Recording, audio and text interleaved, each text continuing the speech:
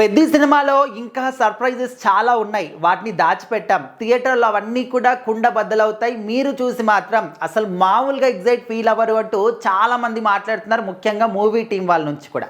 అయితే పెద్ది సినిమాలో వస్తున్నటువంటి ప్రతి ఒక్క అప్డేట్ కూడా ఫ్యాన్స్‌ని విపరీతంగా ఎంటర్‌టైన్ చేస్తూ ఉన్నాయి. విపరీతంగా వాళ్ళు ఎక్సైటింగ్‌గా ఫీల్ అవుతూ ఉన్నారు. అరే! ఈ చిన్న చిన్న అప్డేట్సే ఇంత అద్భుతంగా ఉంటే సినిమా ఏ రేంజ్‌లో ఉంటుంది అని చెప్పేసి మాట్లాడుకుంటూ ఉన్నారు. సో ఫస్ట్‌లో వచ్చినటువంటి చిన్న గ్లిమ్స్ మరి చాలా డిఫరెంట్గా ఒక ప్రత్యేకంగా సిక్సర్ కొట్టడం అనేది బ్యాట్ని పట్టుకునే విధానం కావచ్చు. సో అప్పుడు మనం చూసాం. ఇంకా దాని మీదనే విపరీతమైనటువంటి బజ్ ఏర్పడింది. సో ఆ తర్వాత చిక్రీ చిక్రీ సాంగ్ వచ్చింది. ఇంకా మరి చిక్రీ సాంగ్ గురించి స్పెషల్గా చెప్పాలి అంటే ఏం కూడా లేదు. ఆ సాంగ్ వచ్చినటువంటి కొద్ది గంటల్లోనే ప్రపంచం మొత్తాన్ని కూడా షేక్ చేసేసింది. సో భాషతోని సంబంధం లేకుండా ప్రతి ఒక్కరు కూడా ఆ పాటని ఆస్వాదించారు. ముఖ్యంగా అందులో ఉన్నటువంటి హూక్ స్టెప్ని క్రియేట్ చేయడానికి ప్రతి ఒక్కరు కూడా ట్రై చేశారు. సో అందులో ఆ విధంగా బ్యాట్ కనిపించింది. సో ఇప్పుడు రీసెంట్గా వచ్చినటువంటి రై రై రారా ఈ సాంగ్లో కూడా రామ్ చరణ్ గారు మరొకసారి బ్యాట్తోని విపరీతంగా అందరినీ కూడా ఆకట్టుకున్నారు. ఆ స్టెప్స్ అనేవి అందరినీ కూడా కనెక్ట్ చేస్తూ ఉన్నాయి. సో మరి ఈ మూడు అప్డేట్స్లో కూడా మనకు కామన్గా కనిపించింది ఏంటంటే బ్యాట్ అన్నమాట. సో మనందరికీ తెలుసు పెద్ది సినిమా అనేది స్పోర్ట్స్ బ్యాక్ డ్రాప్, అదేవిధంగా ఒక రూరల్ బ్యాక్ డ్రాప్ అని చెప్పేసి. అయితే ఇక్కడ స్పోర్ట్స్ అంటే క్రికెటే అని చెప్పేసి మనం అసలు అనుకోవద్దు.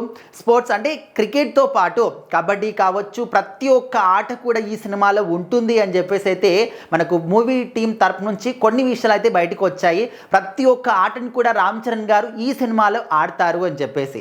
మరి ఒక్క క్రికెట్ బ్యాట్ని చూసి మనం ఇంత ఎగ్జైటింగ్గా ఫీల్ అవుతూ ఉంటే మనకు స్పోర్ట్స్ అంటే ప్రతి ఒక్కటి కూడా మైండ్లో వస్తూ ఉంటాయి. అవన్నీ కూడా ఈ సినిమాలో చూపించబోతున్నారని తెలిస్తే ఇంకా మరి మామూలు విషయం కాదు. ఇంకా మీరు ఈ 3 సర్ప్రైజ్లే చూశారు. మీరు అనుకోని ఊహించని సర్ప్రైజులు కూడా చాలా ఉన్నాయి సినిమాలో. వాటన్నిటిని కూడా దాచామని చెప్పేసి చెప్తూ ఉన్నారు. అండ్ అదేవిధంగా ఈ సినిమాలో ముఖ్యంగా రామ్ చరణ్ గారి పాత్ర ఏ విధంగా ఉంటుంది అంటే ఒక రూరల్ బ్యాక్ డ్రాప్ నుంచి వచ్చినటువంటి ఒక ఆటగాడు అన్ని ఆటలు కూడా ఆడి తన సత్తా ఏంటనేది ప్రపంచ స్థాయికి ఏ విధంగా చేరుకున్నాడని దాని గురించి చూపిస్తారు అని చెప్పేసి మాట్లాడుకుంటున్నారు. బట్ ఇది నిజమైన స్టోరీ అయినా కాదనే విషయం పట్ల మనం 100% క్లారిటీగా చెప్పలేము. బట్ సినిమా వచ్చినప్పుడు మాత్రం జనాలకి మామూలు ఎంటర్టైన్మెంట్ ఉండదు. ఖచ్చితంగా ప్రతి ఒక్కరు కూడా అన్ని కోణాల పరంగా కూడా ఎంటర్టైన్ అవుతారు. అది ఎమోషనల్గా ఏంటి, యాక్షన్గా ఏంటి, థ్రిల్లింగ్ ఏంటి, లేకపోతే కామెడీ ఏంటి, ప్రతి ఒక్కటి కూడా వర్కౌట్ అవుతాయి.